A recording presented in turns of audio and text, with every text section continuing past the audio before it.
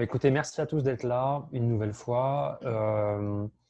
On a décidé cette semaine de parler d'outils autour de LinkedIn. Il y en a énormément. On a fait un choix par rapport à ceux qu'on utilise et avoir aussi un peu une exhaustivité dans les différents types d'outils qu'on peut trouver. Donc, l'idée, c'est vraiment de vous aider j'espère, à découvrir des outils, vous expliquer un petit peu leur utilité. Donc voilà, et en espérant que ça vous aide vous allez voir, créer du contenu, suivre des conversations. Enfin voilà, on a quelques outils qu'on va vous présenter très exactement. Et puis je fais aussi une petite information, c'est qu'avec Julien, là, depuis 2-3 semaines maintenant, on accompagne 2 personnes au travers d'une formation qui n'est pas en vérité une formation LinkedIn, mais qui est une formation finalement. On se rend compte de l'accompagnement un petit peu plus global finalement en termes de positionnement, de pricing. Enfin, voilà. On est vraiment en train de faire cet accompagnement et on vous en parlera très bientôt là-dessus puisqu'on va ouvrir à quelques personnes. Et c'est vraiment une formation complète. On ne se limite pas à LinkedIn, on va un petit peu au-delà de ça. On essaie de réfléchir un petit peu globalement comment on peut accompagner les gens à travers notre expertise. Et donc voilà, là on travaille dessus, on a un programme, on a bien avancé. On est très content de ce qu'on fait. On espère que les 2 personnes qu'on accompagne aussi sont très contentes, mais voilà, on travaille ensemble dessus. Et voilà, on vous en parlera très, très bientôt. Julien, est-ce que tu as quelque chose à ajouter avant de rentrer dans le vif du sujet? Non, non, rien à ajouter. Surtout, ce qu'on espère, c'est que s'il y a des questions, pensez bien à nous les poser à la fin de la conférence. Et surtout, ce qu'on va faire, c'est qu'on va renouveler ce qu'on a fait la dernière fois. C'est-à-dire qu'on a fait le post, bien sûr, on a fait un post sur la conférence.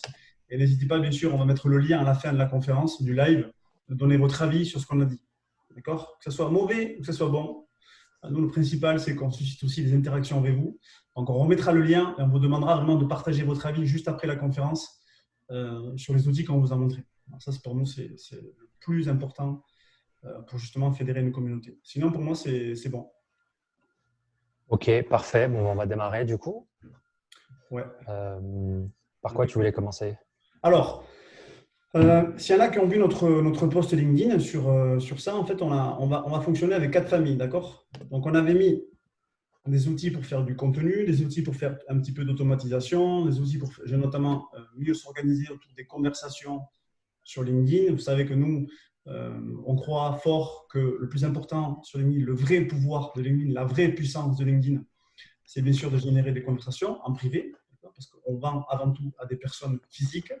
Et on montrera aussi notamment un outil pour gérer la programmation, même pas de la programmation depuis les pages entreprises LinkedIn, depuis les profils personnels. Aujourd'hui, tout est automatique, tout peut être programmé.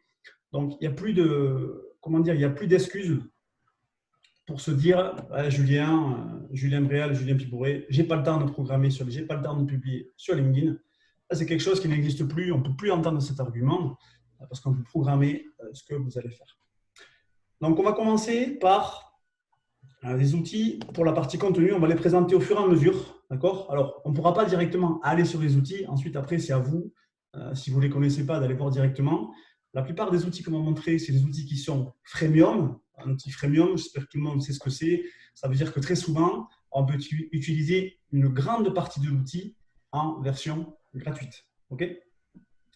Donc, on va commencer par quelques outils sur la partie contenu. Déjà, moi, il y a un outil que j'utilise aussi régulièrement pour la partie contenu qui s'appelle Headliner. Je ne sais pas si certains connaissent. Alors, ce soir, en fait, on va directement lister les outils. D'accord? On n'aura pas de présentation de manière spécifique. Alors, ça, c'est un outil.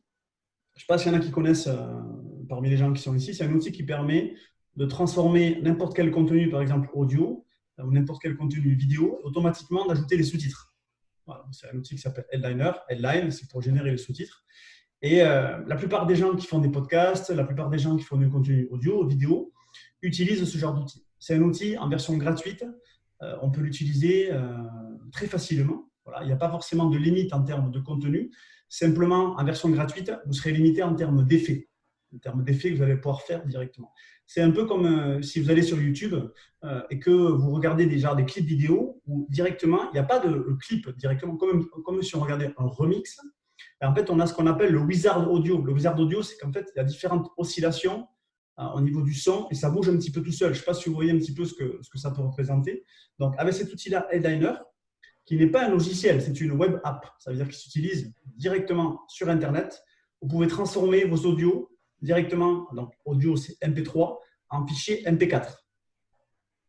OK? Et on sait que l'audio, c'est facile à consommer, mais parfois, ça ne pousse pas forcément trop au clic. Alors que là, on a vraiment un rendu qui est très, je dirais, alléchant, notamment sur LinkedIn, et ça permet d'augmenter notamment les minutes de visionnage. Donc, Headliner, que ce soit Julien, que ce soit bien sûr moi, on l'a déjà utilisé, on conseille à tout le monde, si vous faites du contenu audio. Par exemple, moi, quand je fais des conférences dans des écoles, par exemple, j'ai fait une conférence il n'y a pas longtemps auprès d'une faculté de pharmacie, mais j'ai enregistré, j'ai fait une captation audio de ma conférence avec un petit micro cravate, ou un Sony aussi que j'ai. Après, j'ai mis ça directement sur mon outil pour faire la captation, faire le cut. Et après, j'ai transformé tout ça sur Headliner. D'accord? Et par exemple, après, je peux le mettre sur ma chaîne YouTube. Voilà, c'est un très bon outil. Outil freemium, Headliner, l'outil comme vous aimez dans Headline. Ce qui est très intéressant aussi, c'est qu'il peut vous traduire il peut directement vous générer les sous-titres par rapport à une langue. C'est-à-dire que si vous mettez français, automatiquement, il va générer déjà les sous-titres. Bon, la limite, c'est que, bien sûr, il n'est pas aussi intelligent qu'un être humain. Donc, il va falloir après faire des retouches. OK? Donc, outil qui est très, très intéressant aussi, Headliner. Premier outil qu'on voulait montrer, qui marche très bien. Seconde application que j'ai déjà moi utilisée aussi, c'est une application qui s'appelle Clip. Je ne sais pas si certains aussi connaissent.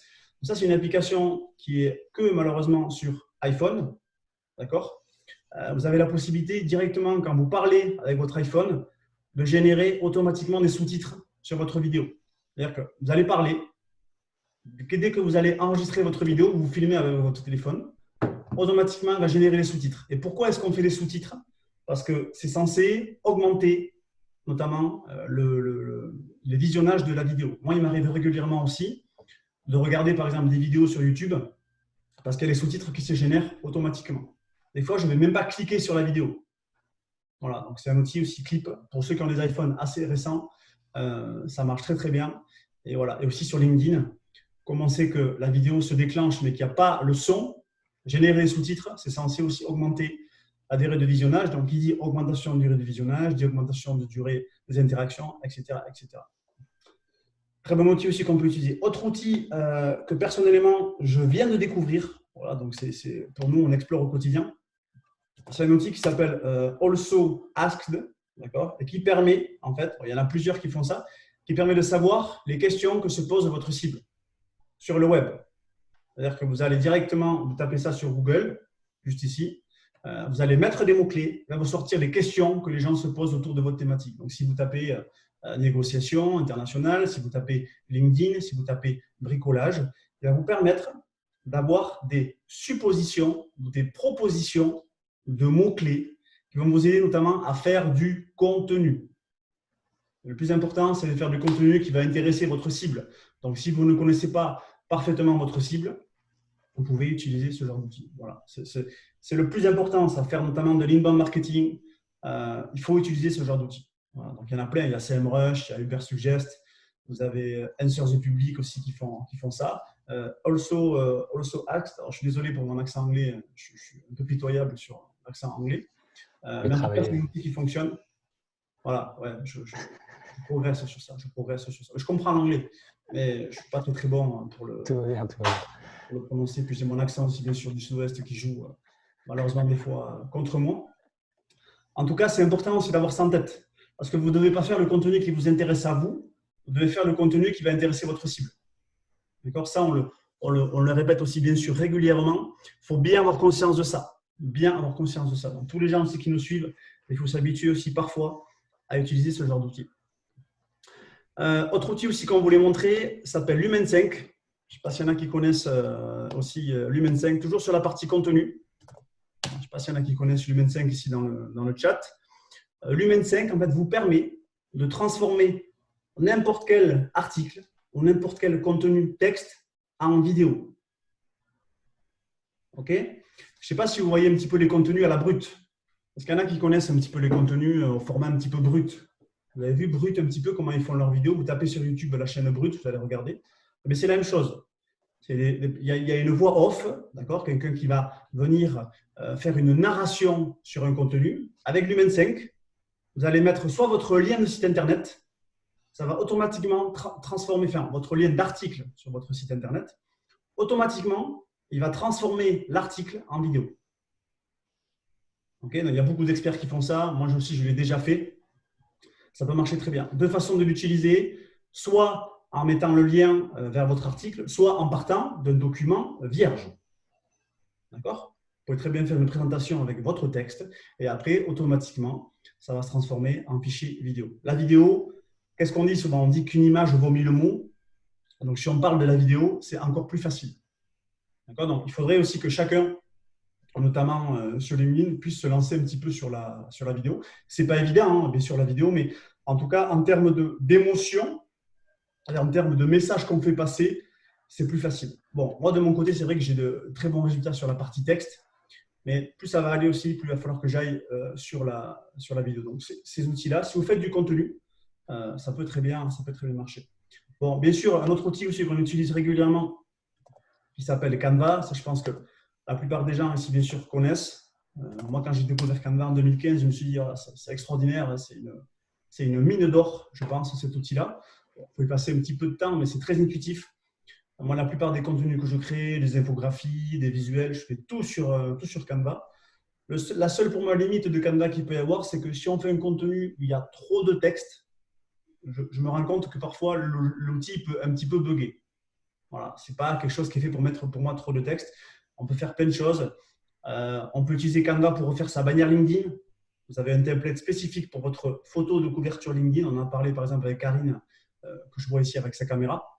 Donc, on peut utiliser directement cet outil. Vous pouvez aussi l'utiliser pour vos contenus avec un template, une dimension spécifique sur les réseaux sociaux. Voilà, c'est une mine d'or. Et surtout, Canva, vous êtes en marque blanche. Ça veut dire que quand vous enregistrez, les documents, ils sont à vous. Et il n'y aura pas le logo Canva dessus. C'est-à-dire que ça vous appartient. Vous enregistrez en PDF, vous enregistrez en PNG, vous pouvez faire des vidéos sur Canva, etc., etc. Un outil pour moi qui est révolutionnaire. Pour avoir une bonne connexion Internet, c'est le plus important. Et dernier outil que vous pouvez aussi utiliser, qui est un outil aussi qui vous permet de venir aussi sur LinkedIn, gérer votre photo de profil. Ça, c'est un outil qui s'appelle Remove BG, voilà, qui vous permet. Alors, je ne sais pas s'il y a des beaux gosses ici, par exemple, dans la conférence, mais ça permet de venir déposer votre photo. Comment? Il n'y a que ça, je crois. Il y en a. Voilà. Ça vous permet en fait de rentrer votre photo de profil LinkedIn, n'importe quelle photo, et en un clic, il va détourer la photo. Vous allez mettre votre photo sur le site. Automatiquement, tac, en un clic, il va enlever. C'est comme si on me voyait moi ici, là. En un clic, il va enlever tout le fond d'écran, tout ce qu'il y a à l'arrière-plan. Ok, ça peut vous servir. Moi, des fois, j'ai des clients, ils ont des photos, mais ils ne sont pas contents de l'arrière-plan. Et la deuxième utilisation, c'est vous détourez votre photo. Et après, ce que vous allez faire, c'est que vous allez, par exemple, ajouter dans le fond d'écran une couleur qui peut se rapporter de votre couleur qu'il y a sur votre charte graphique. Voilà, donc ça, c'est Remove BG. Un outil qui marche très très bien, que moi aussi j'ai découvert il y a quelques temps, mais ça permet de gagner du temps. Tous ces outils-là sur le contenu, c'est gagner du temps et surtout aussi se concentrer sur le message. Pour moi, le plus important, c'est le message, ce n'est pas le format. Voilà, il faut se concentrer sur les messages qu'on veut faire passer. Plus vous allez vous entraîner à faire ça, plus vous allez progresser. Voilà, c'est le plus important. Si vous n'êtes pas bon sur l'écriture, il faut s'entraîner à écrire tous les jours. Il ne faut pas déjà se dire « Ah, mais je n'ai pas le bon téléphone, je n'ai pas le bon micro, j'ai pas le… » Ça, c'est un faux débat. C'est un faux débat. Déjà, il faut s'entraîner à publier des messages qui vont apporter de la valeur, des messages qui vont susciter des interactions, des messages qui vont raconter des histoires. Donc, il faut accepter aussi de se mettre en avant. La partie, je dirais, habillage viendra par la suite. Voilà. Pour moi, il y a trop de gens qui se concentrent sur, je dirais, le format et non pas sur le message. Le plus important, c'est le message qu'on veut faire passer. Donc ça, c'est pour les outils sur la partie contenu. Julien, si tu veux, tu peux continuer sur les outils sur la partie automatisation, si tu veux. OK. Donc, sur la partie automatisation, il y en a plusieurs. On va démarrer par un qui est finalement depuis plusieurs mois maintenant. C'est un peu un passage obligé dès qu'on veut faire un peu de prospection commerciale sur LinkedIn, c'est Prospecting. Prospecting va vous permettre de faire pas mal de choses. Il va à la fois vous aider dans votre prospection commerciale à aller chercher des gens dans le deuxième, troisième cercle, mais aussi, et ça souvent on l'oublie, dans votre premier cercle. Donc, disons que la première limite de LinkedIn, c'est que ce n'est pas un CRM. Ce que vous pourriez faire, par exemple, avec Prospecting, c'est importer la liste des gens avec qui vous êtes en connexion sur le premier cercle et ajouter des tags, par exemple. Et ça, c'est intéressant parce que, par exemple, moi, j'ai des tags selon les gens qui ont interagi avec des contenus, qui ont liké, qui ont commenté des contenus, qui sont assez proches, mais qui ont parfois un peu des différences sur parfois plus de l'automatisation, parfois plus des techniques, on va dire, de vente. Et ben, en fait, je peux les taguer directement dans Prospecting. Et du coup, si j'ai un nouveau contenu, par exemple, un nouveau guide sur l'automatisation, je peux leur envoyer directement. Alors souvent, d'ailleurs, je leur demande leur accord quand j'envoie en disant, voilà, je vous envoie le lien vers le guide parce que vous avez commenté ou liké. Et est-ce qu'à l'avenir, vous êtes OK pour recevoir d'autres contenus? C'est assez rare, mais parfois on me dit non. Et quand on me dit non, à ce moment-là, j'enlève la personne de Prospecting pour être sûr de ne pas l'embêter et qu'il ne reçoit pas un contenu de ma part. Mais en tout cas, ça, c'est un avantage-là déjà sur votre premier cercle de pouvoir segmenter en fait les personnes. Alors, ça peut prendre un petit peu de temps. Par contre, c'est assez sympa. Donc, c'est assez facile à faire. Hein. Il suffit d'abord de demander les archives à LinkedIn via dans les paramètres et puis ensuite d'importer la liste des personnes dans Prospecting et ensuite de taguer les gens. Donc, c'est pas mal parce que il se positionne vraiment comme un CRM. Donc, l'idée vraiment, c'est que vous allez pouvoir beaucoup mieux gérer votre premier cercle, mais bien sûr, aller parler au deuxième, au troisième cercle de façon automatisée en envoyant des messages. Mais ça a déjà ce premier avantage-là par rapport à votre premier cercle, c'est déjà de segmenter cette cible-là. Puis ensuite, il y a quand même pas mal d'avantages aujourd'hui. C'est que Prospecting permet d'aller un petit peu plus loin depuis quelques mois. C'est qu'ils ont mis en place une mise à jour et vous pouvez connecter Prospecting à Zapier. Donc Zapier, plateforme d'automatisation. En gros, pour faire simple, c'est qu'en fin de compte, imaginons que vous lancez une campagne de prospection sur LinkedIn, vous pourriez très bien automatiquement récupérer le nom, le prénom, l'adresse email s'il est disponible et le numéro de téléphone de la personne s'il est disponible sur le profil directement sur votre CRM. Peu importe votre CRM, vous le connectez à Zapier. Bon, il y a un aspect un petit peu technique, mais c'est pour vous expliquer aussi un petit peu les possibilités. C'est ce qui était encore un peu la limite. Ce qui est encore un peu la limite de LinkedIn, c'est qu'on ne peut pas encore tout automatiser, en tout cas récupérer toute la data de façon automatisée quand on lance une campagne. Mais là, du coup, ça veut dire que vous pourriez vous dire, à chaque fois que quelqu'un me répond, je vais pouvoir récupérer la data directement, il va envoyer l'information vers le CRM. Donc, ça permet de professionnaliser et surtout de mieux suivre derrière qui nous a répondu, et puis si on veut relancer les gens, ce genre de choses. Mais voilà, en tout cas, je vous invite vraiment à creuser Prospecting. Et puis, dernier petit trigger, petite action que vous pouvez mettre en place, c'est automatiser l'envoi d'un message. Alors, si vous êtes en premium, par exemple, c'est automatiser l'envoi d'un message d'une personne qui visite votre profil. Voilà, qui peut être un prospect, un prospect potentiel. Vous pouvez automatiquement lui envoyer un message en disant bonjour monsieur, bonjour prénom, j'ai vu que vous aviez visité mon profil. Est-ce que vous êtes à la recherche d'une information? Ça ne paraît pas grand-chose. Beaucoup de gens, en général, viennent par curiosité quand vous avez un contenu qui a eu un peu de viralité. Mais parfois, ça tombe sur des prospects en disant oui, j'ai telle problématique, j'aimerais bien en discuter avec vous. Parce que souvent, les gens ne prennent pas forcément vous envoient pas forcément tout de suite un message. Voilà, ils regardent 2-3 personnes et puis après, ils vont pas forcément vous envoyer un message. Donc, ça vous évite de passer à côté de prospects potentiels. Voilà. Après, je vous invite à creuser parce que vraiment, il y a d'autres possibilités. Et pour le coup, c'est assez intéressant. Et surtout, ils font attention à ne pas se faire griller par LinkedIn puisque vous êtes limité à 100 invitations par jour. Donc, vous êtes en dessous des radars imposés par LinkedIn. Un autre outil, Julien, que vous voulez qu'on mette en avant? Tu as coupé le micro. Excusez-moi. Ouais, sur la partie notamment automatisation, on en avait parlé un petit peu là, dans la conférence. Ça peut aussi servir pour notamment récupérer des données sur des contacts, sur les gens aussi qu'on n'a pas. Donc, il y en a deux qu'on peut utiliser, un qui s'appelle Lusha et un qui s'appelle aussi Casper, qui vous permettent, par exemple, quand vous voulez récupérer des données. Alors, c'est toujours un petit peu touchy, c'est parce qu'en principe, ce n'est pas forcément trop RGPD. S'il y en a qui connaissent un peu cette réglementation, je crois qu'elle est valable depuis, à mon avis, 2018 ou 2019. Mais notamment avec un outil comme Lusha, que je vais mettre ici dans le chat. En fait, vous avez la possibilité, c'est un système de crédit, et vous pouvez en fait récupérer des coordonnées sur des personnes qui ne sont même pas dans votre réseau sur LinkedIn. Numéro de téléphone, email. Voilà, ça, c'est tout à fait possible avec Lusha. Et il y en a un autre aussi qui s'appelle Casper qui fait ça. Alors, je ne me souviens jamais exactement comment il s'écrit. Comme un petit peu, vous savez, le fantôme Casper, c'est-à-dire que vous allez aller sur un profil, vous ne l'avez pas, en relation, mais vous voulez quand même le contacter. Parce que c'est vrai qu'un des pièges de LinkedIn, c'est l'inactivité des membres. Ça, ceux qui sont dessus, Zoubir, Bruno, Karine, Daniel, si vous allez régulièrement sur LinkedIn, vous apercevez que c'est vrai que c'est une plateforme qui est moins addictive que les autres réseaux sociaux. Ça, on en est tous conscients. Et parfois, on envoie des messages et les personnes ne répondent pas.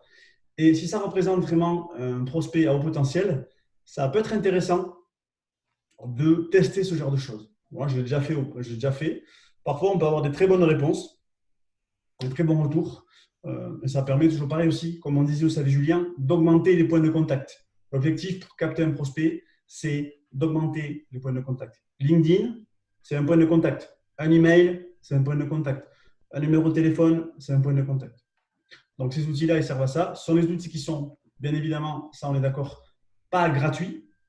Okay, donc, vous allez acheter des crédits. Un crédit, c'est par exemple, si vous voulez trouver un email, c'est un crédit. D'accord? Donc, ça fonctionne comme ça. Notez-les. Ça peut vous servir justement dans ce cadre. Ça, pour information, je vais rajouter quelques points. L'objectif, quand vous avez des prospects, c'est pas… Alors, Lusha et Casper, si vous pouvez utiliser les deux en même temps, chacun vous offre 5 crédits par mois. Et un crédit, c'est pour une personne. Alors, sachant que parfois, ils ne vous débitent pas s'ils ne trouvent aucune information sur la personne. Ça peut arriver, hein, vous n'avez pas 100% des mails et 100% de numéros de téléphone. Ça dépend si la personne a rempli les informations sur son profil et les rend accessibles. Mais l'idée, c'est d'essayer d'utiliser ces outils-là de façon un petit peu intelligente. Moi, par exemple, quand je vais chercher un numéro de téléphone, c'est plutôt quand j'ai déjà une conversation avec quelqu'un et que je n'arrive pas à passer à l'étape d'après. Par exemple, je commence à avoir une discussion, elle ne me répond pas à un message, ou alors on était en train de se prévoir un rendez-vous et finalement ça ne se fait pas. Je lui envoie un message, j'ai pas de réponse, j'envoie un deuxième message, j'ai pas de réponse. Là, je me dis, je vais aller chercher son mail ou son numéro de téléphone. Si j'ai son téléphone, je l'appelle tout de suite. Et là-dessus, il n'y a aucun souci. Les gens disent, bah oui, je voulais organiser un rendez-vous, c'était un peu compliqué. Et vraiment, c'est une bonne façon de faire. C'est plutôt que d'aller chercher plein de numéros de téléphone, parce que ça va coûter cher. C'est plutôt de se dire, OK, je vais plutôt avoir le numéro de téléphone quand j'ai déjà une conversation avec quelqu'un et je vais l'appeler parce qu'elle m'a déjà dit oui et simplement parce qu'elle est très occupée sûrement, très sollicitée, elle n'a pas le temps de me répondre. Donc, je vais accélérer, je vais un peu hacker le tunnel de vente et je vais l'appeler à ce moment-là. Donc, c'est plutôt comme ça qu'il faut le voir. C'est plutôt aller chercher un mail ou un numéro de téléphone quand vous êtes déjà en conversation avec quelqu'un et essayer plutôt de relancer la personne par un autre canal, que ce soit par téléphone ou que ce soit par email. Ça, c'est une bonne façon, sinon ça va vous coûter assez cher. Après, les stratégies un peu plus poussées qu'on va faire, c'est que si par exemple vous avez du budget, c'est vraiment pour les boîtes qui ont du budget, et si on part sur des listes de 1000 ou 2000 prospects par exemple, on va en fait récupérer les emails et les numéros de téléphone et on va utiliser ça pour faire du retargeting publicitaire, en plus de faire de la prospection par LinkedIn et par emailing, mais on va faire de l'image de marque en partant de leur numéro de téléphone, qui en général est le même entre LinkedIn et Facebook. Donc en général, mais là, c'est plutôt pour les stratégies avancées. Donc si vous démarrez là-dessus, je vous invite plutôt à garder un peu votre budget et aller utiliser ces crédits-là uniquement quand vous avez un début de conversation avec quelqu'un et que vous voulez un petit peu hacker, accélérer pour essayer d'accélérer la prise de rendez-vous. Voilà, c'est une bonne chose. Ça vous fait 10 crédits en utilisant les deux en même temps. Donc voilà, ça devrait vous suffire. Ça ferait 10 prospects. C'est déjà pas mal. Si vous pouvez avancer sur 10 conversations avec 10 prospects, c'est déjà pas mal. Okay. Un autre outil dont vous voulez parler sur l'automatisation, qui est un outil que vous pouvez utiliser, qui est pas mal, qui s'appelle Phantom Buster, développé par des Français. L'idée de Phantom Buster, il est plutôt d'être un outil, une sorte de MacGyver pour vous connecter aux réseaux sociaux et à différentes plateformes sur Internet. Donc, ça va de Google Maps à Instagram, à LinkedIn, à Facebook, à Quora, à Uber. Voilà, il y a quelques petites recettes là-dessus. L'idée, c'est de vous simplifier certaines tâches. Par exemple, il y a des trucs assez cool. Je ne vais pas vous parler de tout, mais je vais vous parler de trucs assez cool. Par exemple, il suffit que vous ayez une liste de prénoms et de noms OK, vous avez un fichier Excel, mais vous avez juste les prénoms et les noms, par exemple. Il peut vous trouver les URL, les profils, les URL LinkedIn. Donc, c'est assez cool parce que du coup, en ayant ça, en ayant les URL, les profils LinkedIn, derrière, vous utilisez des outils type Hunter.io, Drop Contact, Cold CRM pour trouver les numéros de téléphone et les emails. Donc voilà, si vous avez une liste de prénoms et de noms, par exemple, ça peut être un très bon début. D'ailleurs, vous risquez sûrement d'utiliser ça quand vous allez télécharger vos archives sur LinkedIn si vous n'avez pas les liens des URL des profils LinkedIn. Du coup, quand vous avez votre fichier CSV, vous êtes obligé de passer par Phantom Buster pour que finalement il matche les prénoms et les noms avec les URL. Et les URL qu'il va trouver, grâce à ça, vous allez pouvoir l'importer dans Prospecting. Bon, là, j'ai l'impression que j'ai peut-être perdu déjà la moitié des gens. Mais voilà, c'est assez simple. Vraiment, c'est assez simple à utiliser. Donc, vous avez ça, vous pouvez faire. Avec Phantom Buster, vous avez Prospecting, mais vous pouvez aussi automatiser l'envoi d'invitations personnalisées. Vous pouvez faire ça. Vous pouvez scraper les résultats de recherche que ce soit sur la recherche gratuite LinkedIn ou même Sales Navigator. Par exemple, vous faites comptable Bordeaux, vous voulez récupérer la liste, vous passez par Phantom Buster, vous mettez l'URL de la recherche et vous verrez, c'est assez simple à utiliser, et il va vous scraper la liste. Et il va vous sortir un fichier en CSV ou en JSON. Le fichier CSV, vous pourrez l'ouvrir dans vos fichiers Excel ou dans votre Google Drive et vous aurez les prénoms, les noms, le titre des personnes, l'entreprise, voilà, l'URL du profil. Donc, vous pourrez commencer à segmenter, enfin, à prospecter comme ça et même mettre cette liste-là directement dans Prospecting pour commencer à prospecter. Donc, voilà, après, vous pouvez faire d'autres choses. C'est de réfléchir sur ce que je peux utiliser habituellement. Mais en gros, voilà, allez creuser le sujet uniquement déjà sur LinkedIn, regardez les différentes recettes. C'est pas très compliqué à utiliser, il y a des tutoriels qui sont bien faits et ça vous aide un petit peu à avoir quelques petites techniques pour créer une base de données ciblée à partir, même si vous n'avez pas Sales Navigator, à partir de la recherche gratuite, vous allez pouvoir créer votre première base de données et puis trouver des URL avec un prénom et un nom. Il vous aide aussi à trouver les emails parce qu'il y a une des API qui est connectée avec Hunter.io et Drop Contact. Donc, si vous avez un compte chez l'un des deux, il va automatiser le fait de trouver les emails de votre liste. Donc voilà, donc il y a pas mal de choses qui vont vous aider à accélérer un petit peu votre prospection là-dessus. Voilà, donc c'est vraiment un super outil là-dessus. Vous pouvez scraper aussi les likes et les commentaires de posts. Voilà, c'est une petite astuce qu'on partage depuis quelques semaines, mais vous pouvez scraper les likes et les commentaires de vos concurrents. Donc voilà, et avec ça, vous allez récupérer les URL LinkedIn de toutes les personnes qui ont liké et commenté. Et ces gens-là, vous pouvez après les mettre, par exemple, soit dans Phantom Buster, soit dans Prospecting, et finalement prospecter vers ces gens-là. Moi, c'est ce que je fais. C'est ce qu'on a fait quand on a poussé sur quelques conférences en disant on a vu que simplement bonjour prénom, j'ai vu que tu avais un intérêt pour l'automatisation. Écoute, on anime une conférence sur comment peut-on automatiser LinkedIn. Est-ce que tu souhaites y participer? Honnêtement, il y a 50% de réponses. Voilà, positives, qui veulent le lien. Donc voilà. Donc c'est quelque chose qui marche très très bien puisque les gens montrent un intérêt pour le sujet en s'engageant sur les réseaux sociaux. Donc on n'est pas vraiment sur des prospects à froid, mais on va dire tièdes, qui ont déjà un intérêt pour le sujet, qui sont en train de réfléchir, qui vont sûrement se payer des services dans quelques semaines ou quelques mois. Et donc du coup, c'est le bon moment de voilà. Donc après, ça marche pas pour tous les secteurs. J'ai un client dans le secteur du droit. C'est un peu plus compliqué, il y a un peu moins d'engagement là-dessus, même s'il y a beaucoup d'avocats sur LinkedIn, mais c'est plus difficile. Voilà, il y a des sujets, c'est plus facile de scraper des likes et des commentaires, en tout cas des secteurs d'activité, c'est plus facile que d'autres, donc il faut passer plutôt par d'autres stratégies ou d'autres réseaux sociaux pour capter les gens. Autre outil dont on voulait parler, bon, il n'y a pas d'équivalent pour l'instant, c'est Leakmatch. Outil en fait qui vous permet, donc c'est une extension Chrome que vous installez, c'est un petit bouton qui va s'installer sur le profil des personnes, voilà, le profil LinkedIn. Et en un clic, vous allez pouvoir envoyer la data de ce prospect vers votre CRM. Donc, il propose HubSpot, il propose Zoho, il propose, alors il y en a d'autres, il faut regarder. Et en fait, l'avantage, moi, comment je l'utilise, c'est simplement pour suivre les conversations. Alors moi, je dois avoir à peu près 40-50 conversations chaque jour à suivre. Du coup, vous savez tous que la messagerie LinkedIn, elle n'est pas faite pour ça. Mais je me demande même si ce n'est pas volontaire. C'est pour vraiment démotiver les gens et tout ça. Je pense que vraiment, de leur part, ils auraient déjà pu faire un truc vraiment sympa. Plus facile de suivre, mais je pense qu'ils savent très bien que ça peut avoir un côté un peu négatif. Donc, j'utilise l'outil, pareil, c'est un système de freemium. Donc, vous avez accès pendant 30 jours à l'outil. Donc, vous avez largement le temps de le tester. Et vous avez une conversation avec quelqu'un, vous pouvez envoyer la data directement, par exemple, dans votre CRM, mais surtout dans le pipeline. Pas juste ajouter en tant que contact, mais plutôt avoir un suivi sur le pipeline et du coup, vous mettre une tâche.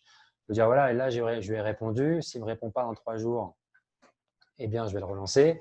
Et vous recevez, vous allez recevoir un mail, si votre boîte mail est connectée à votre CRM, en disant, voilà, aujourd'hui, Julien, tu dois relancer Clément, par exemple, et tu n'as pas répondu là-dessus. Et du coup, je le relance. Et ça m'évite de passer à côté de conversations parce qu'en fait, la vente, c'est une seule chose. La vente, c'est de la discipline. Voilà. Donc, c'est tous les jours, il faut être carré, discipliné, relancer les gens. C'est très, très dur. Et du coup, c'est le seul outil que j'ai trouvé aujourd'hui pour pouvoir au mieux suivre des conversations sur LinkedIn et pas juste se limiter à mettre en non lu et dire tiens, je vais relancer parce que après, quand vous descendez toutes les conversations non lues, et puis surtout, vous n'allez pas arriver non plus, entre guillemets, à prioriser vos conversations. Donc, c'est le seul outil que j'ai trouvé. Alors, Daniel, on va te remettre les noms des deux solutions pour trouver les numéros. Ouais, on va faire un récap de tout à la fin. Donc voilà, donc c'est le seul outil que j'ai trouvé. Donc si vous voulez suivre vos conversations avec des prospects potentiels, je pense qu'on passe tous à côté de prospects potentiels. Et d'ailleurs, on a parlé de la conversation hier et je pense même qu'on aurait dû creuser un peu plus le sujet des relances. C'est-à-dire que, juste pour déborder un petit peu, mais je pense qu'on a tous, je pense qu'il y a au moins 50% des prospects qu'on pourrait transformer là, on va dire dans les 2 mois à venir. Et simplement, on ne relance pas les gens. On oublie de le faire. D'où l'intérêt d'utiliser Prospecting et de taguer les gens pour pouvoir les relancer quand on a des nouveaux contenus, pour pousser du nouveau contenu. Parce qu'il faut nourrir les gens. Je rappelle le contenu dont on a parlé la semaine dernière sur la pyramide de Chet Holmes, qui est un vrai truc. En fait, on se rend compte qu'en gros, 60% de vos prospects, ils sont en attente, ils attendent du contenu avant d'acheter. Donc, il faut continuer à publier du contenu, à les relancer. Donc, Link Match, voilà, vraiment Link Match, utilisez-le pour suivre les conversations, plus passer à côté. Et voilà, je pense que c'est le seul outil. Et si vous avez des amis développeurs qui ont un peu de temps, il y a un outil à faire autour de ça. La messagerie, un truc pour avoir un suivi parce que vraiment, c'est la plaie pour tous les commerciaux. Et il y a un vrai truc là-dessus. Ouais. Si tu veux, je peux continuer un petit peu, Julien. Vas-y, je t'en prie. Il y a un outil aussi qui marche bien, pour notamment aussi quand vous allez faire du contenu sur LinkedIn qui va vous demander aussi notamment de répondre à beaucoup de commentaires, ou sinon aussi de pouvoir aussi facilement générer des conversations en privé. Alors, c'est une extension Chrome, c'est qui s'appelle Auto Text Expander. Je ne sais pas si certains aussi connaissent. Ça fonctionne ça fonctionne avec des codes, en fait, des shortcuts. C'est-à-dire qu'en fait, vous allez taper sur votre clavier AZE. Dès que vous allez taper AZE, automatiquement, il va coller peut-être 10 lignes, peut-être 5 lignes. Donc, c'est une extension Chrome. L'extension Chrome, elle est gratuite. Donc, Auto Text Expander. Elle est gratuite sur l'ensemble du web. Si vous voulez utiliser l'outil sur tout votre ordinateur, donc aussi en utilisation hors ligne, ça, il faut payer. Je n'ai plus en tête le prix. Moi, je m'en sers quand je fais des contenus qui sont assez viraux et aussi quand j'ai des templates, notamment de messages pour engager des conversations. Donc, vous allez mettre un bout de code, comme si vous appelez 1, 2, 3, 4, 5, 6, AZ, DZY, et automatiquement, sur tout ce qu'il y a sur le web, donc aussi sur LinkedIn, automatiquement, ça va coller votre message. Et vous pouvez mettre n'importe quel message directement. Bon, ça ne va pas forcément générer aussi des liens, ça, c'est pas possible, mais ça vous aide à gagner du temps. Si vous avez des FAQ, ça marche très bien. Si vous vous rendez compte que souvent, vous répondez aux mêmes personnes sur le même type de message, ça marche très, très bien. C'est un outil aussi qui est pour moi pour la productivité sur la génération de conversations qui marche très très bien. Il y a un second outil qui marche très bien qui fait ça, qui s'appelle LinkedIn Messenger Assistant. Je ne sais pas si certains aussi connaissent ici. Je vous le mets juste là. Alors cet outil en fait, il vous permet, c'est aussi une extension Chrome, il vous permet en fait quand vous allez sur donc c'est valable que sur le premier cercle LinkedIn, donc les gens qui sont dans vos relations. Donc quand vous allez mettre l'extension, automatiquement, dès que vous allez voir le profil de quelqu'un de votre premier cercle, vous allez avoir un petit bouton rouge qui va s'afficher à côté du profil de la personne. Je crois que c'est un logo avec une petite boîte aux lettres, pas une boîte aux lettres, comme un petit avion. Vous cliquez dessus et automatiquement, il va vous proposer aussi vous allez préenregistrer des messages pour les personnes de votre propre message. Exemple d'utilisation, vous faites la promotion d'un de vos posts. Exemple d'utilisation, faites la promotion d'une de vos conférences. Exemple d'utilisation, faites la promotion d'un de vos contenus, etc., d'une de vos offres. Voilà, ça peut marcher aussi très bien pour faire ça. Concernant LinkedIn Messenger Assistant, moi j'ai déjà utilisé, j'utilise plutôt Auto Text Expander, mais l'idée aussi, c'est bien aussi de se dire que le plus important quand même aussi, c'est d'arriver bien sûr à générer des conversations, mais souvent, on se rend compte qu'il y a des types de conversations qui reviennent sur LinkedIn. Je pense que Julien aussi, c'est la même chose. Et moi, en fait, ça me sert à aller plus vite, comme un FAQ, d'accord? Gestion des réponses au quotidien. Vous savez, un peu les 20-80, hein. 20% des questions, ça représente 80% de ce que vous allez faire. C'est un petit peu la même chose avec ce genre d'outil.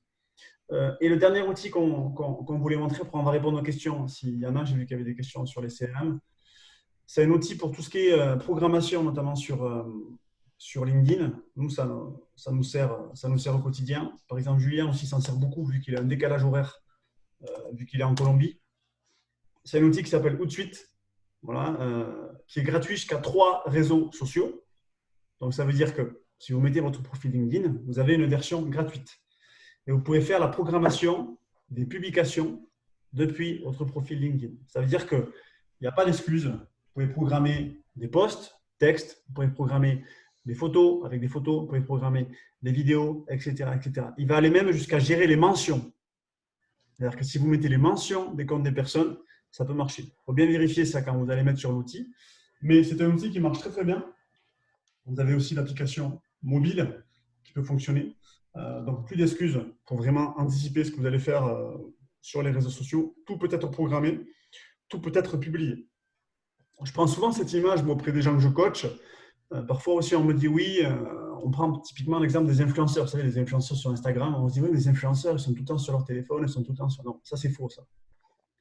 Tout ce qu'on fait sur les réseaux sociaux, on peut le programmer. Donc, on peut le programmer sur Instagram. Et on peut aussi, bien évidemment, le programmer sur LinkedIn et sur tous les réseaux sociaux. Ça, faut bien en avoir conscience. Donc, même si on a un jour férié, oui, Julien. Je vais rajouter une petite chose. Alors, souvent, on dit que le fait de programmer ses posts, par exemple sur LinkedIn, on perd un peu en visibilité ou en engagement. Moi, ayant fait le test, si vous avez un premier cercle de qualité et un contenu en phase, ça fonctionnera. Je pense qu'en effet, par défaut, je pense que LinkedIn dégrade peut-être un petit peu la visibilité naturelle si vous l'avez plutôt que si vous l'aviez publié directement sur LinkedIn. Honnêtement, moi, j'ai fait des très très beaux scores sur des contenus qui étaient programmés pour les programmer à 8 heures du matin. Et ça fonctionnait très bien. Donc finalement, c'est vraiment une question d'audience et de contenu qui fait que du coup, s'il y a une rencontre, voilà, ça ne changera rien là-dessus. Voilà. Donc, qui a fait le test, je peux dire que c'est pas si vrai que ça. Alors, juste une chose, parce que j'ai discuté tout à l'heure avec un client, parce qu'on a parlé des outils qu'il fallait utiliser. Et peut-être un outil que tout le monde doit connaître, mais qui est, je pense, mal utilisé, j'en ai pensé à l'instant, c'est Calendly. Je pense que tout le monde connaît Calendly. Alors, il y en a d'autres qui font la même chose. Calendly, c'est l'idée de connecter son calendrier avec cet outil qui propose finalement à son prospect, par exemple, ou son client, de pouvoir sélectionner par lui-même un créneau selon vos disponibilités. Voilà. Et donc, par rapport à ça, Calendly est assez mal utilisé. Souvent, en fait, quand on discute avec des prospects, on se dit bah, OK, il est intéressé, je lui envoie un lien Calendly. Comme ça, c'est plus simple, il réserve son créneau et on gagne du temps. Je me suis rendu compte, moi, mon expérience l'a montré, et là, un client, en fait, on en a parlé, surtout qu'il était avec un gros prospect. En fait, Calendly, je pense qu'il ne faut pas l'utiliser avec des prospects, on va dire à froid, ou quand vous venez d'échanger 3-4 conversations. Pourquoi? Parce que de mon sentiment, moi, je suis passé à côté de un certain nombre de rendez-vous parce que j'utilisais Calendly et je pense que les gens le prennent mal. Je pense que alors je vais caricaturer un peu, mais je pense que ça pose aucun problème. En gros, pour des gens entre 20 et 30 ans, parce qu'ils disent OK, vas-y, envoie-moi ton Calendly. Et je réserve un créneau. Voilà, on dit ça entre nous et ça va vite. Par contre, les gens soit connaissent pas l'outil et ils n'osent pas cliquer sur le lien, voilà, parce que voilà, soit en fait ils se disent OK, en fait ils m'envoient juste un lien pour que je réserve un créneau, mais c'est pas vraiment très respectueux, en fait, je le prends un peu mal. Donc, je pense que la bonne façon de faire, c'est que vraiment, quand vous démarrez une conversation, vous avez 2-3 échanges avec un prospect, c'est de le faire à la main. Voilà. Quels sont vos dispos? Voici mes dispos. Qu'est-ce qui vous arrange? Parce qu'en fait, le Calendly risque un peu de blesser la personne en disant OK, il m'envoie un lien vers sa plateforme pour que je lui réserve un créneau. En fait, peu importe quand je réserve, selon ses dispos, je suis voilà, pas très respecté. Donc, c'est aussi c'était pas prévu, mais voilà, un outil, je pense qu'il faut utiliser au bon moment. Et je pense que quand vous démarrez un échange avec un prospect, je pense qu'il faut plutôt le faire à la main. Même ça prend forcément un petit peu plus de temps, mais derrière, on a plus de chances d'avoir un rendez-vous téléphonique ou en visio qui soit confirmé. Voilà pour ce sujet. Du coup, tu fais le récap des outils et puis je vais commencer à des outils qu'on a regarder les montés questions. là, juste ici. Voilà. Je regarde les questions. Il y avait une ou deux questions, Julien. Est-ce qu'il y a un conseil sur un outil de CRM, qu'on pourrait utiliser? Disons, si vous démarrez, que vous n'avez pas trop de budget, moi, ce que je propose comme CRM, en général, c'est HubSpot. Il est gratuit, il est simple à utiliser. Après, si vous savez un peu automatiser un Google Sheet, ça peut très bien faire l'affaire. Mais disons, il faut plutôt se poser la question sur papier, j'ai besoin de faire quoi en fait? Voilà. Souvent, le CRM, il y a quand même des études qui montrent qu'en gros, un CRM, les commerciaux parfois perdent beaucoup de temps. Moi, je le vois pour des clients grands groupes, c'est la plaie. Hein. Ils ont des CRM sur Oracle, par exemple. Ça met 2 minutes à s'ouvrir. Enfin, c'est une galère pas possible pour entrer un deal ou un contact. On est autour de 5-7 minutes pour le faire. Donc, voilà. Donc, moi, je dirais HubSpot parce qu'il est gratuit. Mais surtout de se dire qu'est-ce que j'ai besoin de faire avec. Parce que ça se trouve, un Google Sheet, ça peut être suffisant. Par contre, je ne conseille absolument pas les outils proposés. Je ne conseille pas les forfaits proposés par OutSuite parce que c'est très cher et qu'en fait, il faut utiliser plein de petits outils autour qui font bien mieux le job. Par exemple, sur du cold emailing, sur l'envoi de newsletter. Voilà. Je pense que HubSpot, c'est bien pour démarrer. Et après, si vous avez du budget, bon, il y a d'autres CRM, mais pour démarrer, c'est bien. Maintenant, c'est pourquoi j'en ai besoin. Voilà. Après, il y a d'autres CRM sûrement gratuits qui feront bien le job, mais pour démarrer, je pense que HubSpot, c'est très bien. Il y a une question de Daniel. Je pense que c'est un outil pour gérer ses contacts LinkedIn, à mon avis. Ah, pour gérer, tu veux dire les connexions qu'on a sur LinkedIn? Ouais. Bah, je pense qu'il y a deux choses. C'est-à-dire que la bonne façon de le faire, c'est HubSpot avec Linkmatch. Parce que du coup, l'idée de Linkmatch, ce n'est pas d'ajouter tout le monde de LinkedIn vers son CRM, hein, mais juste des gens avec qui on commence à avoir des conversations qui pourraient nous intéresser. Par exemple, on peut dire, tiens, il y a celui-là qui a mis tel commentaire, tiens, je veux commencer une conversation. Je l'envoie sur HubSpot dans le pipeline, pas juste en contact. Comme ça, j'ai un meilleur suivi de le pipeline et j'essaie d'avoir une conversation. Voilà. Quand j'ai une conversation téléphonique, je peux rajouter des infos et des notes sur ce qu'on s'est dit, sur sa problématique, sur son budget, sur sa prise de décision, sur ce que c'est le décisionnaire. Donc ça, vous pouvez remplir votre fiche de votre client et de votre deal directement dans HubSpot. Donc ça permet d'avoir un meilleur suivi parce que la messagerie LinkedIn n'est pas faite pour ça. Et ça vous permet aussi et surtout d'avoir une discipline. C'est-à-dire que par rapport à un prospect, quand vous le faites rentrer sur HubSpot, l'idée c'est de se dire c'est quoi la prochaine étape. Dans 3 jours, je dois le relancer sur LinkedIn si je n'ai pas de réponse. Je dois lui envoyer une proposition commerciale dans 5 jours. Donc, je programme des séances de travail jusqu'à la date fatidique. C'est vraiment la vente, c'est que de la discipline en fait, c'est que ça. Donc, voilà, CRM HubSpot, c'est gratuit, pas besoin de dépenser de l'argent. Et Linkmatch, qui va être, c'est 30 jours gratuits. Après, je crois que c'est 6 ou 7 euros par mois. Mais déjà, vous avez 30 jours pour le tester. Après, il n'y a pas d'équivalent sur le marché. J'ai regardé, mais je ne vais pas trouver. Et c'est le mieux pour faire un suivi propre. Comme en effet, tu soulignes Zoom Brésil, c'est que la messagerie LinkedIn est imbuvable en effet. Et du coup, la seule solution que j'ai trouvée pour ça, c'est d'envoyer les échanges, en tout cas de faire un suivi des échanges via HubSpot et toujours d'utiliser l'interface la messagerie de LinkedIn. Ouais. Alors, il y a Dollar qui te demande outil pour l'envoi d'un email à plusieurs contacts. Est-ce que tu peux préciser que c'est un email ou un message privé sur LinkedIn? Tu peux préciser ta question, Dollar, s'il te plaît. Oui, alors sur l'envoi d'email, oui, enfin, déjà, il y a deux grandes familles. Je peux commencer un peu à répondre. Il y a ce qu'on va dire l'envoi de newsletter, Ouais, c'est-à-dire c'est-à-dire type Mailchimp pardon, et Sendinblue, on a deux exemples. Et il y a le cold emailing, voilà, des emails à froid. À Zoom Brazil, c'est Émilie. Bah, j'espère que tu vas bien, Émilie. Et donc, je disais, voilà, donc il y a deux familles. Il y a les newsletters Mailchimp, Sendinblue, c'est un peu mélangé, et l'emailing à froid, où là, on aura plus du Gmail, Mailcheck, Lemlist, qui je pense celui-là est un petit peu plus connu. Il y en a d'autres, Woodpecker, bref. Voilà, donc il y a deux familles. Donc là, en même temps, quand tu arrives en outil pour l'envoi un mail à plusieurs contacts et après, tu as dit message privé. Alors, du coup, c'est pas la même chose. Si tu es sur message privé et tu es sur LinkedIn, que ce soit sur du premier cercle ou du deuxième cercle, tu peux le faire avec Prospecting. ouais. Tu peux gérer tes relations, voilà, et tu peux mettre des tags du coup pour segmenter tes listes et envoyer des messages. Donc ça, tu peux le faire voilà, à l'échelle, sans souci. Premier cercle, deuxième, troisième. Donc deuxième, troisième plutôt pour faire la prospection et le premier plutôt pour relancer des gens, pousser du contenu, les inviter à des webinaires par exemple parce qu'ils ont déjà eu un intérêt en amont pour le sujet que tu leur proposes. Et du coup, voilà, si c'est plutôt de l'emailing, soit on peut passer par son Gmail avec un outil comme Gmas, qui est l'extension Chrome, qui est top. On peut personnaliser un certain nombre de choses.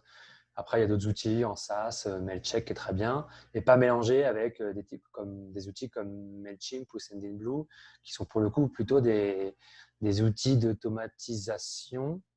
Quand les gens s'inscrivent par exemple à votre newsletter ou vous téléchargez un guide, ça c'est bien.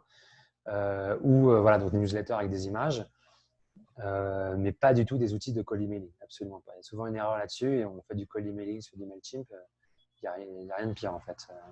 C'est pas fait pour ça. Donc voilà, j'espère que j'aurai répondu au mieux à la question de dollars. Voilà, donc message privé, LinkedIn, prospecting, et puis emailing à froid, plutôt Mailcheck, Gmas, Woodpecker, Lemlist, très bien aussi pour intégrer images et vidéos. Ça c'est top. Exactement. On va prendre une dernière question, quelques dernières questions aussi. J'invite surtout aussi, si vous n'êtes pas inscrit au live, à cliquer sur le lien que j'ai mis dans le chat pour être au courant aussi des prochaines conférences qu'on fera sur LinkedIn ou sur d'autres sujets, bien évidemment. S'il y a une dernière question, on la prend. Et ce qu'on va faire aussi, c'est que s'il y a des outils aussi que vous avez découverts, bien sûr, ce soir, c'est des choses qui vous ont paru pertinentes. Surtout, ce qu'on veut, c'est avoir votre réaction sur la conférence. J'ai mis le lien aussi vers le post de LinkedIn. Ce qu'on aimerait vraiment, c'est que ceux qui ont découvert des outils, vous allez partager directement ce que vous avez pensé de la conférence maintenant, juste après la conférence. C'est important pour nous. Ouais, Adobe Spark, je connais aussi. En effet, c'est intéressant aussi. Je n'ai pas testé parce que moi, en fait, au niveau des outils que j'utilise, comme ils me conviennent bien, au bout d'un moment, je les garde. Parce que si tu commences à t'intéresser aussi au marketing digital, au web marketing, à des outils, je pense qu'il y en a 1 million sur Terre qui existent. Et moi, je ne vais pas changer si ce que j'ai me convienne bien, bien évidemment. Encore une fois, moi, ce que je mets bien en avant, c'est le message. Pour moi, c'est le plus important. C'est plus important que le format. Et c'est très étonnant parce que, par exemple, sur la série que je fais d'interviews LinkedIn Insider,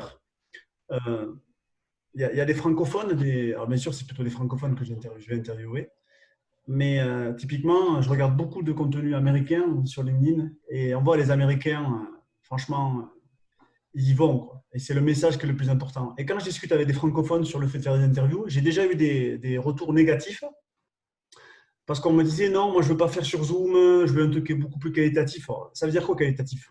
Ça veut dire que c'est parce qu'il y a un bon format, c'est qualitatif? Moi je suis d'accord avec ça. Bon, donc pour moi c'est vraiment important d'avoir bien ça en tête. Et surtout en plus si on veut se différencier, pour moi c'est vraiment aussi les grandes idées qu'on veut défendre qui sont importantes. Donc en effet, cet outil, je le connais aussi, il y en a plein qui font ça. Et encore plus aussi sur le mobile. Est-ce qu'il y a une dernière question?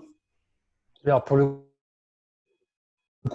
coup sur les outils marketing, il y en a à peu près aujourd'hui je crois qu'on va bientôt atteindre les 8000 outils marketing qui existent sur le marché. C'est un sujet qui m'intéresse un peu, donc ça, c'est assez impressionnant. Il y a à peu près, je pense, à peu près une cinquantaine d'outils qui sortent honnêtement tous les jours. Là, c'est vraiment en train de s'accélérer. Et du coup, oui, c'est pas une question d'outils, c'est juste, voilà, si vous avez une fois que vous maîtrisez un outil, que ça va vite, gardez-le et pas besoin d'aller ailleurs. Le problème, c'est qu'on perd aussi tous beaucoup de temps. Enfin, moi aussi, c'est un de mes jobs, mais de tester de nouveaux outils et de voir où je peux gagner du temps. Mais voilà, après, l'idée, c'est pas de se noyer non plus avec trop d'outils. L'idée aussi, c'est de pouvoir, voilà, dès que vous avez un outil, vous le maîtrisez, que ça fonctionne bien et qu'il fait le job, voilà, il faut le garder. Quand on a trop d'outils aussi, à un moment donné, on perd beaucoup de temps.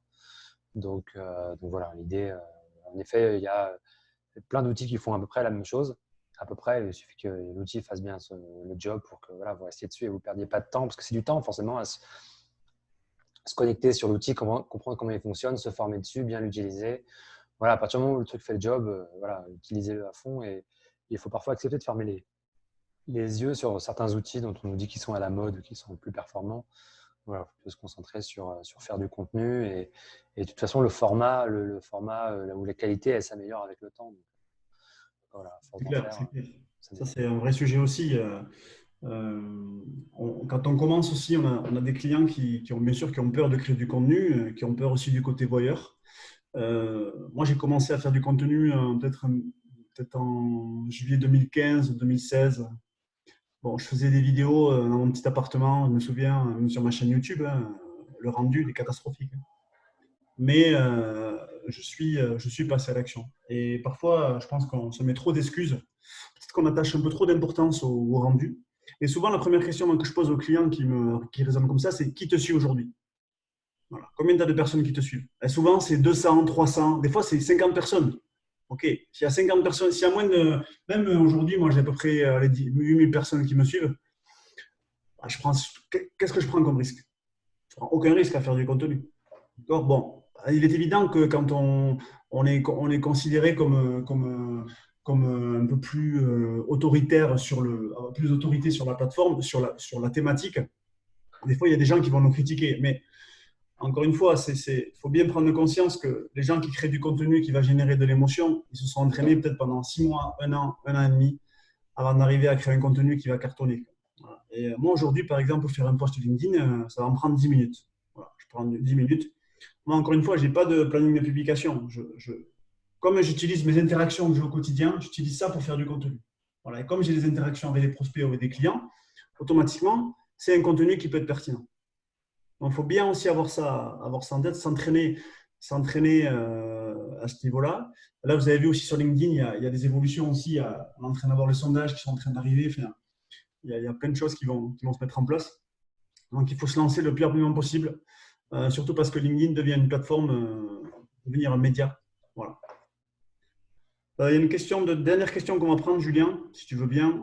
Tu publies Vas-y. combien de posts par jour sur LinkedIn? Alors, moi, je publie pas plusieurs fois par jour. J'essaye de publier 3 fois par semaine, mais j'arrive pas tout le temps. C'est-à-dire que là, par exemple, depuis quelques temps, on a commencé aussi des accompagnements. Les coachings, la partie coaching individuel, c'est hyper chronophage. Et parfois aussi, je n'ai pas le temps directement de publier aussi du contenu. J'ai du contenu, bien sûr, des fois d'avance, mais moi, j'essaie de faire 3 fois par semaine. Voilà, c'est ce que je fais. Et toi, Julien, combien de temps Moi, je suis plutôt autour des 2 fois par semaine. Après, ces derniers temps, j'ai eu des contenus qui ont eu énormément d'engagement, ce qui m'amène du coup à faire beaucoup de conversations, ce qui me prend beaucoup de temps. Mais du coup, j'essaie de tenir. Après, on le dit toujours, en gros, il y a 2 types de contenu. Il y a le contenu un peu technique pour montrer votre expertise et il y a un contenu un peu storytelling. Honnêtement, cette semaine, je me suis dit, pour vous partager un peu les réflexions que je peux avoir en ce moment, je me suis dit que j'allais laisser tomber la partie storytelling et que je vais me concentrer sur le truc qui marche bien pour l'instant, c'est-à-dire les contenus, les guides que je partage. Le dernier guide que j'ai publié, c'était, je crois, quasiment 800 engagements. J'ai eu quasiment plus de 530 commentaires. Et donc, je vais me concentrer là-dessus et je pense que sur la partie storytelling, je vais me faire accompagner. Je pense que clairement, je pense qu'à un moment donné, il faut pas, on essaie de tout faire en même temps et les choses sur lesquelles on est bon, on n'est pas bon. Et sur la partie, moi, création de guide, je pense que mon idée, c'est de créer un guide, un gros guide chaque mois. Donc le dernier, il faisait 50 pages avec des captures d'écran. Je vous laisse imaginer le temps que ça prend. Mais en même temps, c'est ce que j'utilise aussi pour les clients, les suivre. C'est des tutos que j'utilise moi aussi en interne pour mettre en place des process, pouvoir sous-traiter, donner à des gens en disant bah voilà, tac, pour le client, il faut faire ça. Et la personne a le process de A à Z. Mais en même temps, aujourd'hui, j'ai des contacts que j'aurais jamais eu sans ce guide-là. Enfin, ça m'a ouvert des portes, c'est assez incroyable, en fait, honnêtement. Et donc, je me suis dit, bah, je vais faire un gros guide. Comme toutes les semaines, je teste des nouveaux outils et je vais finalement faire des guides. Au départ, je faisais que les trucs qui fonctionnaient. Et en fait, je vais faire tout, en fait. Je veux dire, ce qui a fonctionné, ce qui n'a pas fonctionné. Parce que je pense qu'on apprend des deux. Et les gens vont sûrement se dire, même c'est normal que ça a planté ce truc-là parce que tu aurais dû le faire comme ça. Je dis, ah, c'est cool, tu as raison, tiens, je vais retester pour un autre client. Et du coup, je vais vraiment partager toutes mes expériences maintenant dans des guides. En fait, ce qui se passe, c'est que les gens ne lisent pas les guides, en vérité. Enfin, je pense qu'honnêtement, si sur les 800 personnes qui ont dû recevoir le guide, il y a dû avoir 200 personnes qui l'ont ouvert et il y a peut-être 3 qui l'ont vraiment lu jusqu'au bout. Par contre, je pense que je suis rentré dans la tête de beaucoup de gens en disant c'est cool ce qu'il fait, et ce qu'il raconte et ce qu'il montre et les outils et tout, ça va vachement loin. Et mais du coup, comme on s'était dit la semaine dernière sur la pyramide de Chet Holmes, il faut vraiment se mettre ce truc en tête. C'est qu'en fait, 60% de vos prospects, vous allez les avoir entre dans un mois et dans 2-3 ans, quoi. Donc d'une, il ne faut pas lâcher l'affaire. Il faut publier du contenu en permanence. Il faut leur abreuver de contenu avec des formats, alors bien sûr, avec son temps disponible, mais avec des webinaires, avec des nouveaux guides. Et donc, l'idée, moi, c'est que je vais laisser tomber le côté storytelling. Pourtant, j'ai de quoi raconter, hein. Je suis en Colombie, je suis des clients ici, j'enseigne ici en France. Donc, je pourrais dire le petit Français qui arrive en Amérique du Sud et qui arrive à développer ici J'ai monté ma petite structure ici, hein. C'est une auto-entreprise pour l'instant, donc c'est vraiment pas grand-chose, mais j'avance quand même à faire des trucs. J'arrive quand même à faire des trucs. Mais je vais laisser ça tomber pour l'instant et je vais mettre que le côté technique en avant, quitte à ce qu'on voit comme un côté un peu geek, automatisation, prospection commerciale, automatisation, technique de vente et tout ça. Mais en même temps, c'est ce qui me fait aussi que je suis des clients. Et plutôt aller chercher des plus gros clients. Et la partie storytelling, elle arrivera dans quelques mois, je pense, après le confinement. Alors, pour info, ici en Colombie, on est en confinement jusqu'au 1er septembre. Donc voilà, donc on est plutôt tranquille. Et plutôt le faire en septembre ou en octobre. Mais en fait, je me rends compte que mes guides techniques me rapportent des gros clients. Donc je me dis, plutôt que d'essayer de faire les deux, je vais faire un truc que je fais bien, que je fais tous les jours, j'ai l'habitude de faire. Je me lève le matin, je fais mes guides, je fais mes captures d'écran, je fais mes trucs, tout ça, ça marche très très bien. Je me dis, pourquoi essayer de faire les deux alors que sur la storytelling, je ne suis pas forcément hyper bon. Enfin, quand je fais parfois, j'en ai fait certains ici pour la Colombie, j'ai eu une centaine de likes, c'est cool. Mais je trouve que je ne le fais pas assez bien. Je n'ai pas le truc, je ne suis pas encore bien aligné sur ce que je veux faire. Et donc voilà, donc je vais faire que du technique, tous les mois un gros guide, faire venir de nouveaux prospects et signer de nouveaux clients. Et puis on verra le storytelling après. Je pense qu'il faut savoir. Il y en a qui sont hyper bons en storytelling, c'est des tueurs à gages sur LinkedIn. Ils font des 1500 likes, ils font des trucs. Moi, je suis impressionné. Je me dis comment ils font. Et quand j'ai leurs trucs, je dis ouais, c'est un peu bateau ce qu'ils racontent. Sincèrement, quand je lis le truc, je fais ok, ouais, c'est bien.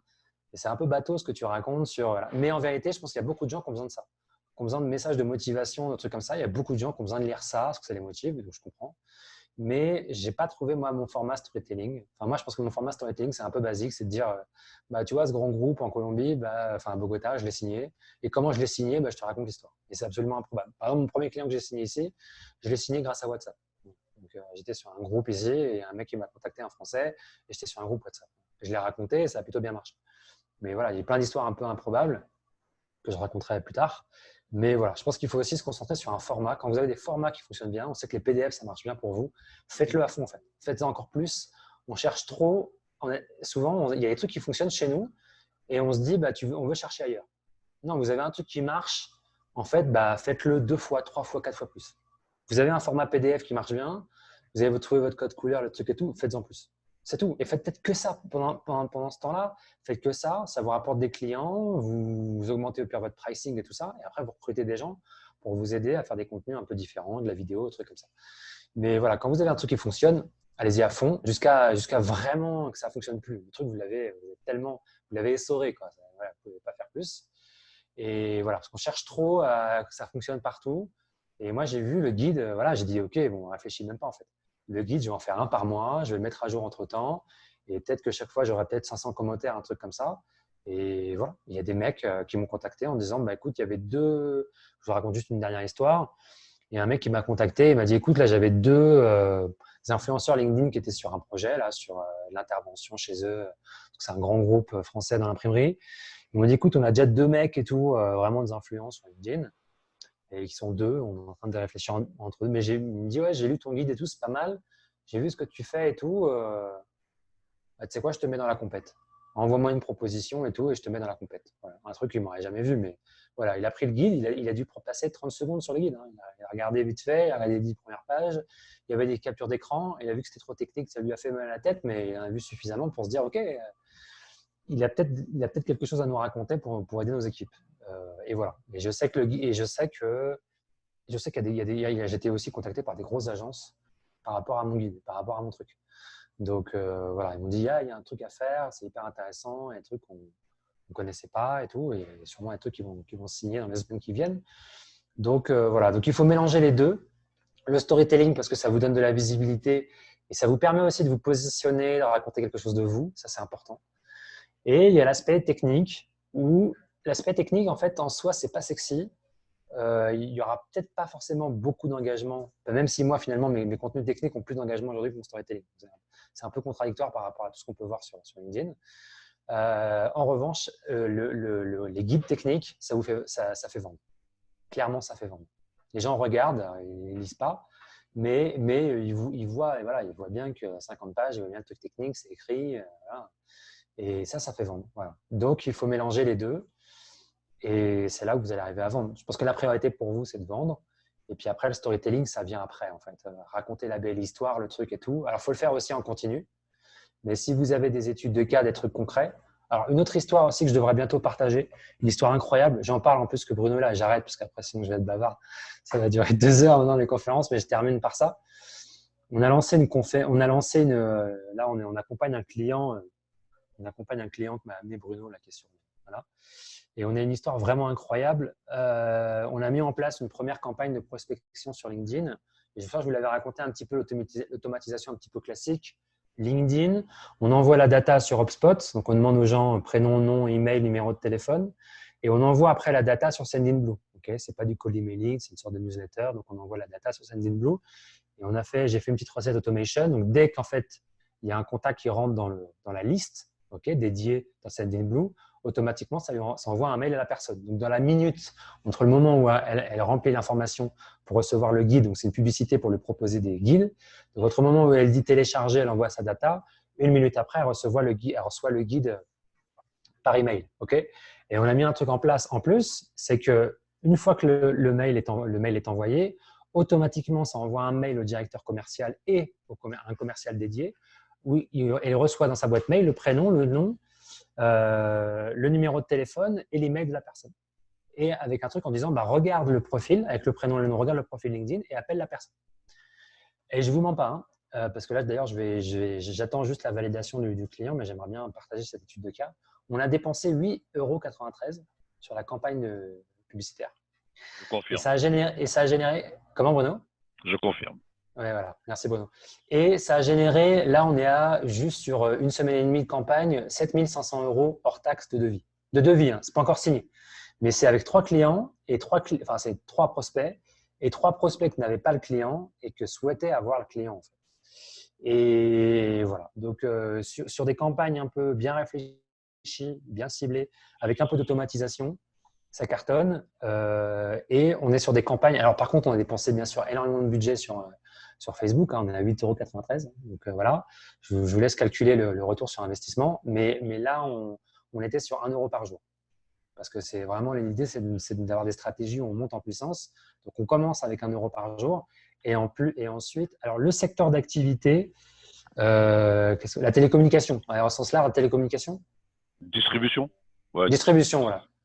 Voilà, distribution. Et voilà. Et tout ça est automatisé et ça cartonne. Et du coup, le commercial, il reçoit, là aujourd'hui, on a doublé je termine là-dessus, on a doublé le budget. Pour l'instant, on est passé à 2 € par jour. Donc, on est encore loin. Hein. On va encore augmenter, mais là, on monte en puissance tout doucement pour que le commercial puisse gérer tranquillement au fur et à mesure, voir ce que ça donne. Et donc voilà. Et donc là, on gère maintenant entre 4 et, je pense qu'on va être entre 4 et 10 emails par jour. Ça dépend des jours et ça dépend.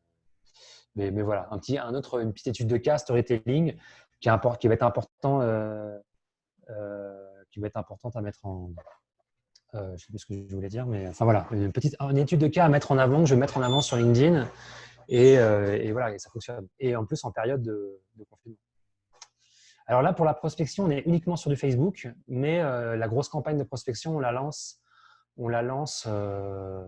sur LinkedIn. Et alors, je vous donne une dernière info, c'est qu'on va créer en fait, c'est un faux profil qu'on va créer sur LinkedIn, et on va utiliser les emails récupérés par Facebook pour créer le premier cercle du commercial. Donc finalement, il y a un certain nombre de gens forcément qui ont déjà reçu les devis, mais en fait, je reparle encore de la pyramide de Chet Holmes, mais 60, je t'en prie, Bruno, mais 60% des prospects sont en attente. Donc du coup, on va leur envoyer à nouveau des messages par LinkedIn et faire du contenu sur l'inbound marketing. Et bien sûr, continuer avec de l'emailing, un peu des messages de temps en temps.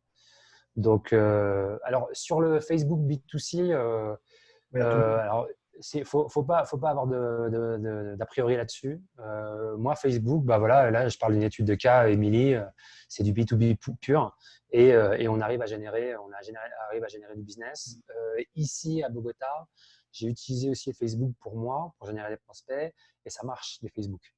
Donc, en fait, je pense que vraiment la bonne approche à avoir, c'est de tester en fait. Et c'est de dire aux clients, on part là-dessus, on part sur ce projet-là et de dire, bah, tiens, on va utiliser un petit peu, par exemple, une partie de ton budget, exemple 20%, pour faire du test.